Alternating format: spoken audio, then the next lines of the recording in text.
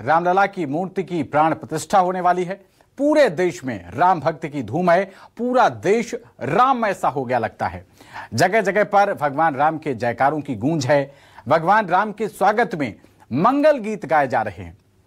और ऐसे में आज हमारे साथ खंडवा से एक ऐसे शायर और भजन गायक अकबर ताज जुड़ रहे हैं जिनको कुदरत ने आंखें तो नहीं दी, लेकिन फिर भी उन्होंने सूरदास के जैसे अपने मन की आंखों से भगवान राम को महसूस किया और उनकी भक्ति में एक से एक शानदार गीतों की रचना कर डाली। आपको बता दें कि अकबर ताज को जगत गुरु राम भद्राचार्य जी महाराज ने प्रभु राम के भजन गाने के लिए अयोध्या भी बुलाया है। तो अकबर ताज,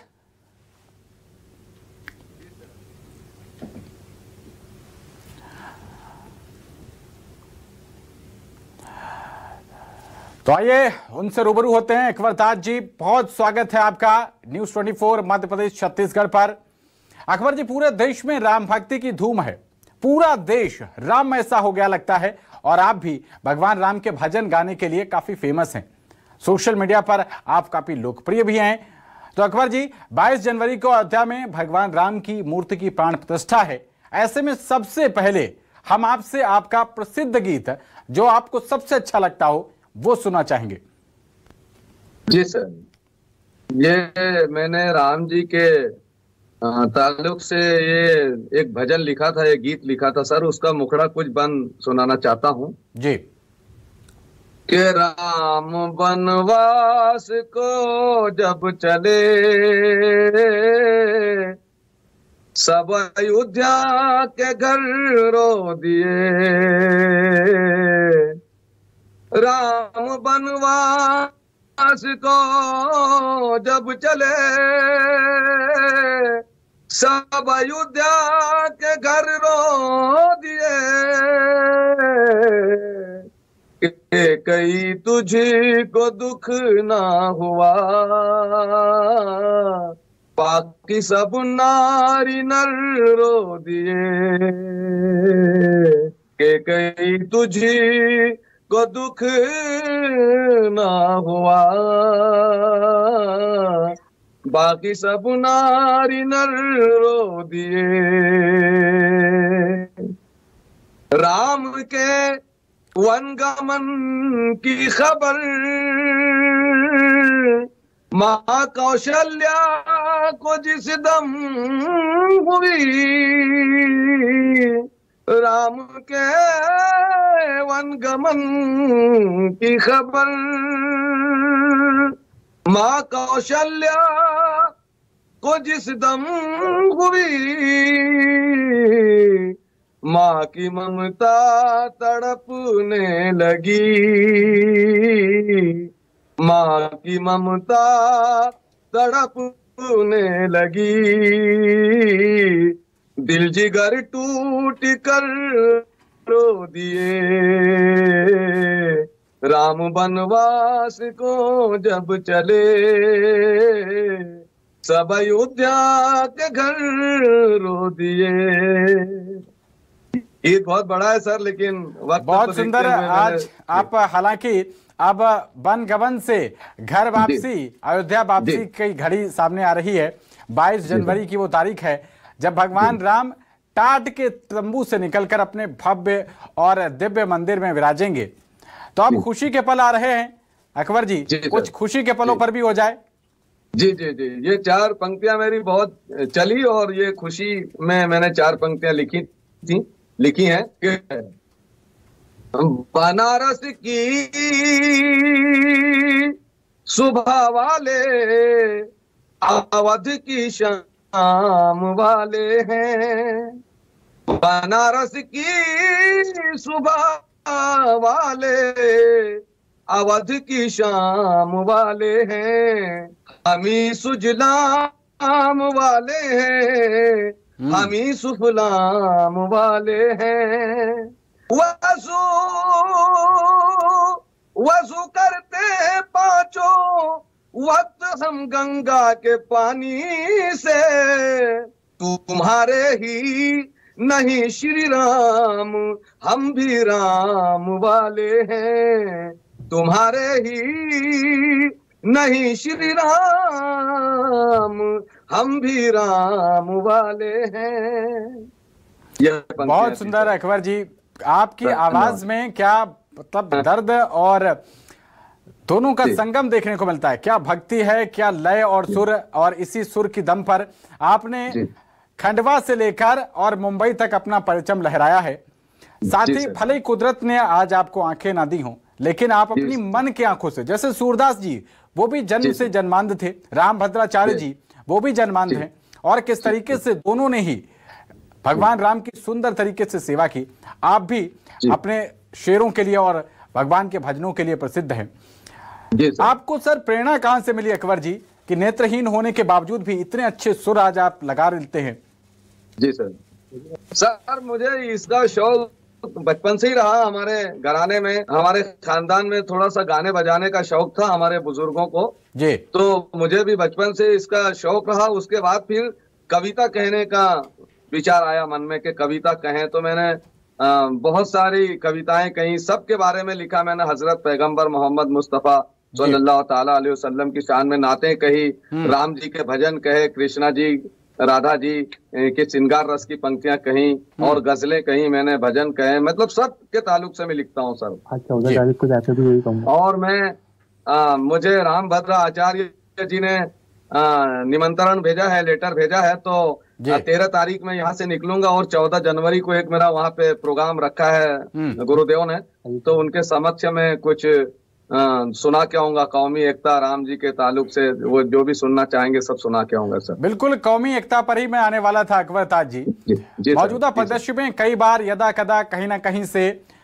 ये मजहबी झड़प की खबरें हम लोग सुनाते रहते हैं, लेकिन ऐसे में जब गंगा जमुनी तहजीब को आप बहुत अच्छी तरीके से चरितार्थ कर रहे हैं, आपके जब सुर लगते हैं तो लगता है बस गंगा जमुना का संगम हो गया।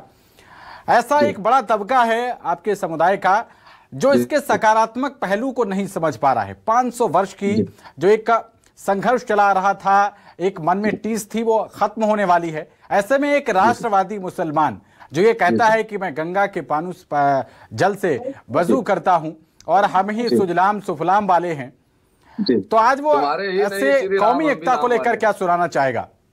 हाँ, कौमी एकता सर सुनिएगा, आपने बहुत अच्छा सवाल किया। कौमी एकता की पंक्तियां आपने सुनना चाहिए। मैं आपके चैनल का आपका बहुत शुक्रिया अदा करता हूँ, धन्यवाद करता हूँ। ये कौमी एकता देखे सर के लखन लखन के दर्द हो तो अश्क रमजानी के बहते हैं। ये पैगाम मेरे हिंदू भाई मुसलमान भाइयों के लिए पहुंचाना चाहता हूँ, पूरे हिंदुस्तान के लिए, के लखन लखन के दर्द हो तो अश्क रमजानी के बहते हैं। हमारे मुल्क में सब लोग यकजहती से रहते हैं। यहाँ बेटी को रुखसत करने सारा गांव आता है। यहाँ बेटी को रुखसत करने सारा गांव आता है। मोहब्बत के इसी गुलशन को हिंदुस्तान कहते हैं। मोहब्बत के इसी गुलशन को हिंदुस्तान कहते हैं। ये कौमी एकता की पंक्तियां थी सर, मेरी बहुत पसंदीदा पंक्तियां हैं ये। अकबर जी, ये जो राम नाम का एक इस समय पूरा देश राममय हो गया है, क्या ऐसे ही मौके पर आपने राम के भजन गाना शुरू करें, या इससे पहले भी आप सनातनी देवी देवताओं के भजन गाते रहे? नहीं सर, ये तो अभी ये सब हो रहा है राम मंदिर, और ये मैं तो बचपन से ही लिख रहा हूँ राम जी के भजन, हुजूर पाक की नात, कृष्णा जी राधिका जी के सब के बारे में, ख्वाजा गरीब नवाज के बारे में बचपन से ही मैं लिख रहा हूँ सर। और अभी सब मेरी किताबें भी आने वाली है आपके आशीर्वाद से। तो मुझे राम से, पैगंबर से, सबसे बहुत मोहब्बत है सर। और मन की आंखों से जो आप अकबर जी देख पाते, महसूस कर पाते हैं, और उसके बाद आपने बताया कि खानदानी आपका ये पेशा रहा, आपके घर में संगीत और म्यूजिक की तालीम दी जाती थी, उसके बाद आपने ये सुंदर सुंदर भजन प्रस्तुत किए हैं। और किन देवताओं को लेकर आप ये भजन गा लेते हैं? सर मैं कृष्णा जी को लेके और भी ऐसे हिंदुस्तान को लेके यानी देशभक्ति भजन भी गाता हूँ। लेकिन आपने बहुत अच्छी याद दिलाई सर, मैंने बहुत पहले एक 4 पंक्तियां मतलब अकबर ताज को जाना पहचाना जाता है, मैं वो पंक्तियां निवेदित करना चाहता हूँ। एक नेत्रहीन कवि का ख्याल देखिएगा सर, के मुझे तो राम के जैसा या फिर लक्ष्मण बना देना। सोच देखना नेत्रहीन कवि की, कि मुझे तू राम के जैसा या फिर लक्ष्मण बना देना, और सिया के मन के जैसा मन मेरा दर्पण बना देना। मुझे अंधा बनाया है तो मुझको गम नहीं इसका, मेरी संतान को भगवन मगर शरवण बना देना। मेरी संतान को भगवन मगर शरवण बना देना। जी सर, बहुत सुंदर आपने ये कहा। श्रवण कुमार का प्रसंग भी आपने उठाया। अकबर जी, राम को लोग हमारे देश में अलग अलग ढंग से मानते हैं। कुछ लोग इसको जीवन का आधार मानते हैं, कुछ लोग राम नाम को मुक्ति का मार्ग तक मानते हैं, मोक्ष की प्राप्ति की बात करते हैं। आपके गीतों में राम क्या है? सर मेरा मानना यह, पहले तो आपको यह बता देना चाहता हूं कि मैं कहीं से कुछ भी पढ़ा लिखा नहीं हूं सर जी। बस मेरी सोच और मेरी जानकारी में जहां तक है कि राम जी जो थे और हैं, ये बहुत अच्छे व्यक्ति हैं और इनका चरित्र मुझे बहुत पसंद है। अपने पिता के कहने पे, उनके वचन पे 14 बरस के लिए राम वनवास को चले गए राजमहल छोड़ के। तो ऐसे इंसान की, ऐसे देवता की, जो भी कहना चाहूं मैं, इज्जत हर धर्म के इंसान ने करना चाहिए। और राम जी बहुत अच्छे इंसान थे, इसीलिए मैं राम जी पे भजन लिखता हूँ और मुझे बहुत पसंद है राम जी का चरित्र। अकबर जी, यूं तो दिवाली पर कहा जाता है कि भगवान राम का आगमन हुआ था और उसी दौरान दिवाली ये मनाई जाती है। लेकिन देश के प्रधानमंत्री नरेंद्र मोदी ने इस बार 22 जनवरी को पूरे देश में दिवाली बनाने का आग्रह किया है। ऐसे में आप जैसे राष्ट्रवादी, गंगा जमुनी तहजीब में यकीन करने वाला मुसलमान हमारे दर्शकों को आज क्या विशेष तौर पर कहता है? बहुत अच्छी बात है, बड़ी खुशी की बात है सर। और मुझे भी जहां जहां भी अवसर मिलेगा कविता पाठ करने का, तो मैं भी राम जी के बारे में बहुत सारी रचनाएं सुनाऊंगा और बड़ी खुशी होती है राम जी के बारे में कुछ सुनाने में, अच्छा लगता है सर। अकबर जी, यूं तो अगर देखा जाए तो राम के जीवन का एक एक पल आदर्श है, लेकिन राम के जीवन का कौन सा पल आपको सबसे ज्यादा कौन सा प्रभावित करता है, जिसके बाद आपने भगवान राम के ऊपर ये भजन लिखने शुरू किया? सर मुझे उनका वो पल बहुत पसंद करता हूं मैं, कि वनवास में जब राम जी गए तो उसके बावजूद भी माता कैकेयी से यानी वो नाराज नहीं हुए, मतलब खुश हुए, मतलब। और हाँ, मतलब ये बात मुझे बहुत अच्छी लगती है कि माता कैकेयी से उसके बावजूद भी वो खुश रहे, नाराज नहीं हुए। और उन्होंने और ये बोला कि आपने हमें वनवास पे भेजा तो हमें अच्छी प्रेरणा मिली इससे। तो मुझे ये बहुत पसंद उनका जो आता है सर। बिल्कुल अकबर जी, और ये भी कहा जाता है, लोग गाते हैं कि दुनिया चले ना श्री राम के बिना और राम ना मिलेंगे हनुमान के बिना।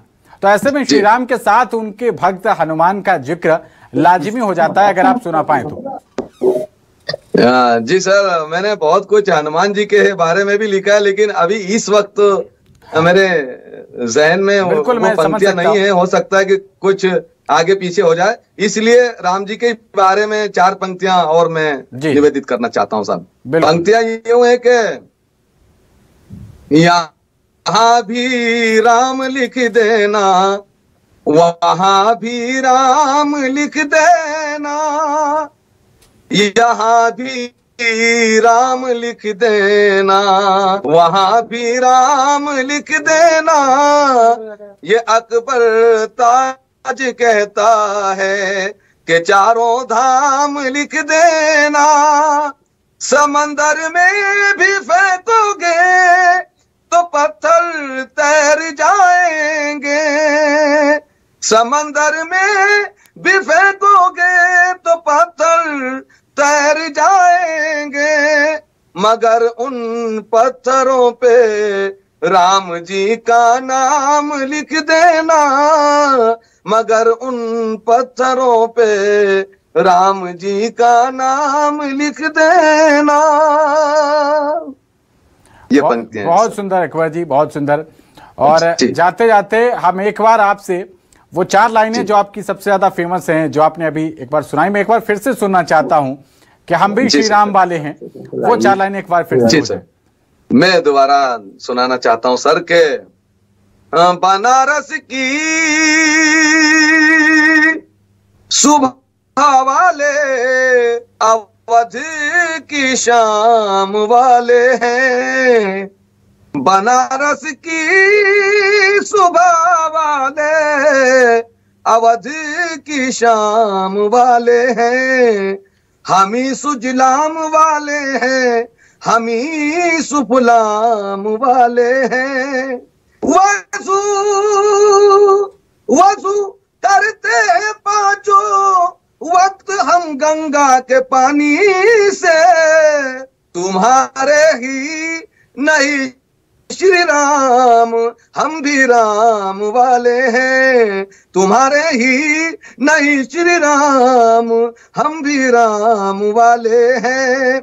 और आखिर में ये 4 पंक्तियां तहत में बोलना चाहता हूं सर के राम बनो तो राम के जैसा होना पड़ता है जी, राम बनो तो राम के जैसा होना पड़ता है, राजमहल को छोड़ के वन में सोना पड़ता है, और राम कथा को पढ़ लेना तुम आज के राजाओं, राजमहल को छोड़ के वन में सोना पड़ता है, राम कथा को पढ़ लेना तुम आज के राजाओं, धर्म की खातिर राज सिंहासन खोना पड़ता है, धर्म की खातिर राज सिंहासन खोना पड़ता है। सर धन्यवाद। क्या बात है, बहुत शुक्रिया अकबर जी, आप हमारे साथ जुड़े, हमारे दर्शकों को इतने सुंदर सुंदर भजनों से आपने आनंदित कर दिया। आप यूं ही लंबे वक्त तक अपने सुंदर सुंदर भजनों से देशवासियों को आनंदित करते रहें। आपका बहुत धन्यवाद। और हमारी इस खास पेशकश में फिलहाल के लिए इतना ही। अगली बार फिर किसी शख्सियत के साथ आपकी भेंट करवाएंगे। तब तक देश और दुनिया की तमाम बड़ी खबरों के लिए जुड़े रहिए न्यूज़ 24 मध्य प्रदेश छत्तीसगढ़ के साथ। थोड़ी देर में वापस आ रहे, छोटा सा ब्रेक।